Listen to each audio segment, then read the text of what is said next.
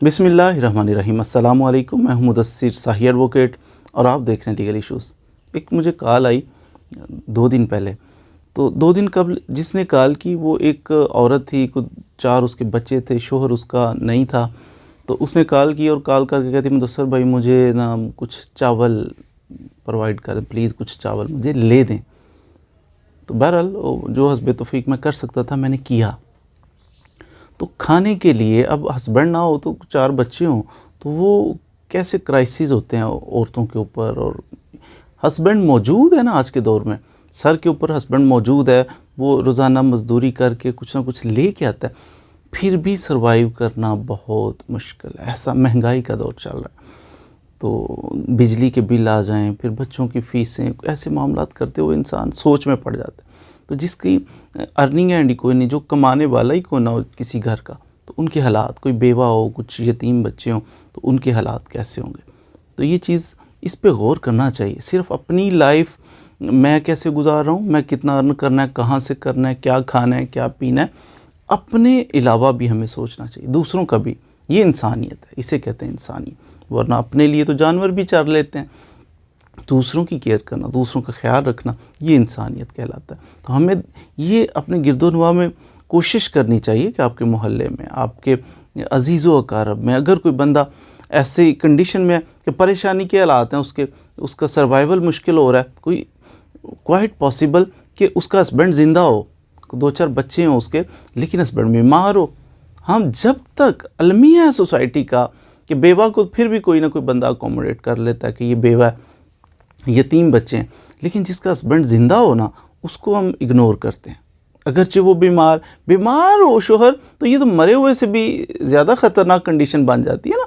अगर तो दुनिया से चला गया तो चला गया, अब कमा के नहीं दे रहा, लेकिन अगर बीमार है तो कमा के भी नहीं दे रहा और इस पर ख़र्च हो रहा है, तो ये औरत और ये बच्चे कैसे क्राइसिस में हो गए। तो हमें ये अपने गिरदोनवा में देखना है। हाँ, बिलखसूस ये आज नियत करनी है हमने कि रमज़ान मुबारक की आमद है, और अक्सर लोग हमारे जो हैं उनके ज़हनों में ये बात आती है कि रमज़ान मुबारक ज़्यादा बरकत, अल्हम्दुलिल्लाह है भी ऐसा ही कि ज़्यादा बरकतें हैं इसमें, ज़्यादा रहमतें नाजिल होती हैं, तो इसमें नेकी के काम ज़्यादा करें। तो इस रमज़ान मुबारक की आमद में हम सब नियत करते हैं कि इंशाल्लाह हमने इसमें गरीबों की हेल्प करनी है इंशाल्लाह। मसलन ज़कात, एटलीस्ट कम अज़ कम आप अपनी ज़कात ज़रूर पे करेंगे इंशाल्लाह। देखिए जो गरीब है, कोई यतीम है, कोई बीमार है, ऐसे लोगों को तलाश करें अपनी सोसाइटी में और फिर उनकी हेल्प करें। अनफॉर्चुनेटली ये बड़ा अलमिया हमारी सोसाइटी का कि ज़कात को अहमियत ही नहीं दी जाती। बहुत सारे लोग ऐसे हैं कि वो ज़कात पे करना ये फ़र्ज़ है। कुरान मजीद में इसके अहकाम, अल्लाह ताला के अहकामात कुरान मजीद में वाज़ेह तौर पे हैं कि ज़कात अदा करनी है, ज़कात अदा करो। ये अल्लाह का हुक्म है, हुक्म दे रहा है अपने बंदे को, ये काम करो, और वो ना करे, हाउ इज़ इट पॉसिबल। लेकिन लोग नहीं करते, अहमियत ही नहीं देते अल्लाह के हुक्म। और माल किसने दिया? अल्लाह ताला की ज़ात ने। तो फिर अल्लाह ने, जिसने माल दिया वही हुक्म दे रहा है कि थोड़ा सा इसमें से दे दो, और बंदा है रिलक्टेंट है, वो कहता है नहीं मैं तो मर जाऊँगा, मैं कैसे। तो ज़कात पे नहीं करते, और अगर कोई करते भी हैं तो ऐसा गंदा सा अंदाज़ होता है, मसलन कैलकुलेट ही नहीं पूरी करते। चलें लगे हाथों में, आज आपको ये भी बता देता हूँ कि कैसे कैलकुलेट करते हैं और किन चीज़ों पर ज़कात फ़र्ज़ है। 6 किस्म की चीज़ों पर ज़कात फ़र्ज़ है, ये याद रखने की बात, याद भी रखें और दूसरों तक पहुँचाएँ भी। 6 चीज़ों पर ज़कात फ़र्ज़ है। नंबर 1 सोना। अगर किसी बंदे के पास सोना है, सोने पे ज़कात देनी पड़ेगी। इसका निसाब उलमा ने फरमाया कि 7.5 तोले सोना या 52.5 तोले चांदी। अब ये 2 चीज़ें हैं उस दौर में, सोना और चांदी, इनकी 7.5 तोले सोना हो या 52.5 तोले चांदी हो, इनकी तकरीबन मिलती जुलती थी प्राइस। लेकिन आजकल नहीं, आजकल सोने की ज़्यादा वैल्यू है और चांदी की, 52.5 तोले चांदी की कम वैल्यू है। जो आजकल 50,000 रुपया, आप रफ सा एस्टिमेट देता हूँ कि तकरीबन 50,000 रुपया जिस बंदे के पास है उसे चाहिए कुछ ना कुछ अल्लाह की राह में। 1,000 रुपया, वो 1,500 रुपया, 1,200 रुपया वो अल्लाह की राह में दे, ये ज़कात पे करना है। अब 6 किस्म की चीज़ें जिन पर ज़कात देनी होती है, हर चीज़ पे नहीं होती ज़कात। मसलन आपका घर है, उस पर ज़कात नहीं है, आपकी गाड़ी है, उसके ऊपर ज़कात नहीं है। किन चीज़ों पे? वो 6 चीज़ें याद कर लें। नंबर 1 सोना। अगर किसी बंदे के पास सोना हो तो वो कैलकुलेट करेगा कि सोने के ऊपर मैंने ज़कात पे करनी है। 2.5% ज़कात होती है। 1 लाख रुपये आपके पास तो आपको 2,500 रुपये अल्लाह की राह में देना है गरीबों को। सोना। दूसरे नंबर पर चांदी पे भी ज़कात फ़र्ज़ होती है। तीसरे नंबर पर कैश है, अगर आपके पास बैंक में पड़ा हुआ है या घर में है तो कैश के ऊपर आपको 1 लाख रुपये में से 2,500 रुपया गरीबों को देना है। तो उसके बाद आपके पास जनाब अली अगर प्राइस बॉन्ड है उसके ऊपर भी आपको ज़कात देनी है।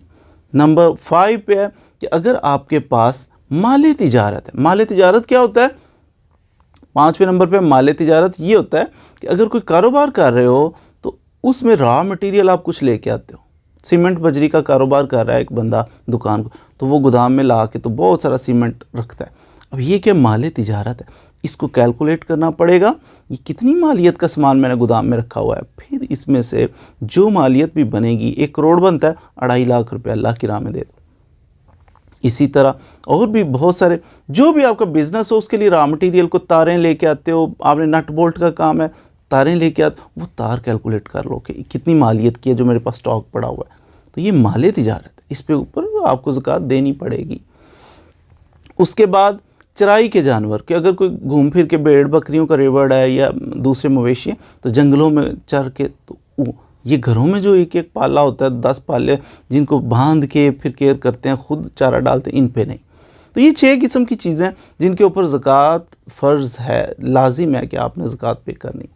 अब आप पे डिपेंड कर, ज़कात कहते हैं ये जो ज़कात है ना बीच में से थोड़ी सी अल्लाह की राह में देते हैं, ये माल का मैल होता है, मैल है, उतार दो और आपका बाकी माल पाक साफ़ सुथरा हो जाएगा। तो कहते गंदा आदमी होगा कि जिसे इतना सारा अल्लाह ताला की ज़ात रिज़्क दे और उसके ऊपर मैल हो तो वो उतारे ही ना, वो कहे नहीं मैल भी खाऊंगा मैं।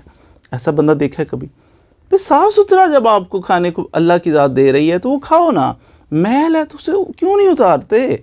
आपका पेट उससे भी भर जाएगा, लेकिन आप मैल पे क्यों फोकस कर रहे हो कि मैल ही खानी है मैंने। इसी तरह अपने माल के ऊपर थोड़ी सी केयर करनी पड़ेगी।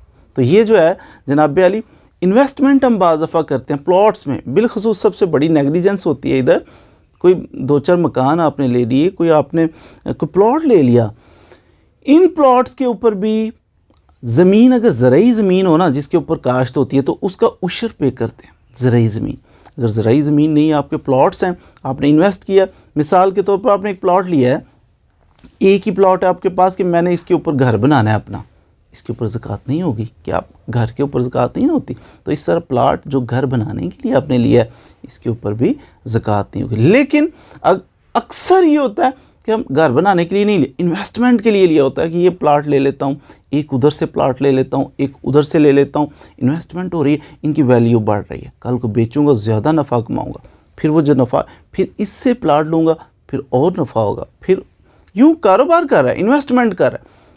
इन्वेस्टमेंट के पर्पज़ से जितने भी प्लॉट आपने लिए कैलकुलेट करें, गिनें कि इनकी मालियत कितनी बनती है। 1 करोड़ बनती है, अच्छा जी 10 करोड़ बनती है, उस हिसाब से 2.5% चुप करके काउंट करके तो वो निकाल लें और फिर तलाश करें। जैसे मैंने वीडियो के शुरू में अर्ज़ किया कि गरीबों को तलाश करें अपने इलाके के, अपने मोहल्ले। दीनी मदारस को भी आप दे सकते हैं कि वो भी दीन का काम कार खैर कर रहे हैं। फिर आप बिलखसूस प्रायोरिटी बेसिस के ऊपर यतीम, बेवा, ऐसे लोग, बीमार लोग, इनका भी आपने किया तो इनको तलाश करें। तो अगर हम तलाश करेंगे और ये प्लाटों की अगर जितने लोगों ने लिए होते हैं ना प्लाट्स, अगर ये अपनी ज़कात पूरी निकाल देना तो लेकिन इनको कुछ ना कुछ होगा, सबको नहीं। अल्हम्दुलिल्लाह ऐसे लोग आटे में नमक के बराबर हमारी सोसाइटी में हैं कि जो पूरी ज़कात देते हैं, बाकी सारे फ्रॉड लगाते हैं। अल्लाह की ज़ात को धोखा नहीं दे सकते लेकिन अपने आप को धोखा दे रहे होते हैं। अब ये कैलकुलेट करेगा मेरे कहने पे, इसने वीडियो देखी, अच्छा जी ये माल तिजारत इतना पड़ा हुआ है, प्लॉट इतने पड़े हुए हैं हमारे, तो ये सारा कैलकुलेट करके ना सोना इतना पड़ा हुआ है, कैश इतना पड़ा हुआ है, तो काउंट करें 23.5 लाख रुपया ज़कात देनी पड़ेगी। अब ये तो मर जाएगा, 23.5 लाख रुपया ज़कात दूंगा? ओ कम वक्त, ये तो सोचो 23.5 लाख रुपया ज़कात दूंगा तो पड़ा कितने करोड़ है, कितने अरब पड़ा हुआ है तुम्हारे पास। वो जो इतना सारा पड़ा हुआ है वो दिखाई नहीं दे रहा, उस पर अल्लाह का शुक्र नहीं अदा कर रहा, तो ये 2.5% पर रोना नहीं कर रहा है। अगर हम पूरी ज़कात पे करें, सारे लोग कैलकुलेट करें, कैश, अपना जेवर, अपना प्लॉट्स जितने भी आपने लिए हुए हैं उनके ऊपर पूरी ज़कात पे करें। बिलीव मी, हमें ज़कात अदा करने वाला बंदा नहीं मिलेगा। जिसको पे करनी है हमने, वो बंदा नहीं मिलेगा जिसको हम पे कर सकें ज़कात। क्यों? वो 50-60 हज़ार रुपया जिसके पास कैश है उसके तो ऊपर ज़कात ही नहीं है कि वो रिसीव नहीं कर सकता। ज़कात देंगे शरीफ फ़कीर को। शरीफ फ़कीर क्या होता है? जिसके पास 50-60-70 हज़ार रुपया नहीं है, वो फ़कीर है। तो शरीफ फ़कीर है, भूखा है, परेशान है, उसको ज़कात देनी है। तो अगर हम प्लाटों की पूरी 23-23 लाख रुपया एक बंदा निकाल रहा है तो जाएगा किधर? इन गरीबों को जाएगा। गरीबों को जाएगा, वो अमीर हो जाएंगे। 1-1 लाख रुपया दे दे, 2-2 लाख रुपया, जिसको 2 लाख रुपया दे देगा अब दूसरे से ये ज़कात नहीं ले सकता। केयर करनी पड़ेगी, बंदे ज़्यादा तलाश। बाद दफ़ा किसी इलाके के अंदर लोग मशहूर हो चुके होते हैं, ये 4 बेवाएँ मशहूर हो गए, सारे उसी को पे, साथ को बीमार है तो उसको पे ही कोई नहीं करता। थोड़ी सी इसमें वर्क कर लें, थोड़ी सी टाइम निकाल लें, तवज्जो कर लें, और भी लोग आपको मिल जाएंगे। तो आप इन लोगों को तलाश करें और रमज़ान मुबारक की आमद से कबल और फ़ौरन, बल्कि रमज़ान मुबारक बाज़ का ये भी नज़रिया होता है कि रमज़ान मुबारक में करेंगे तो स्टार्ट में कर दें ताकि इनको पे करें, इनका रमज़ान मुबारक भी अच्छा गुजर जाए। अल्लाह करे कि अल्लाह ताला की ज़ात हमें रमज़ान मुबारक देखना, इसमें ज़्यादा बरकतें समेटने की तौफ़ीक अता फ़रमाए। तो उम्मीद है आपने नियत कर ली होगी कि हम इंशाल्लाह ज़कात कैलकुलेट करेंगे, प्लॉट्स पे भी करेंगे, अपने सोना चांदी और अपने ज़ेवरात हैं, अपनी कैश है, इन सारी चीज़ों पे कैलकुलेट करके तो गरीबों तक ये माल का मैल है इसको निकालेंगे, गरीबों तक उनका हक़ पहुंचाएंगे ताकि उनका रमज़ान, अब दूसरों का रमज़ान अच्छा गुजारने की कि गुजर जाए उनका रमज़ान अच्छा। अगर ये नियत कर लेंगे तो अल्लाह करेगा तो हमारा रमज़ान भी अच्छा गुजर जाएगा। मज़ीद वीडियोज़ के लिए हमारे साथ रहिए। Thank you very much.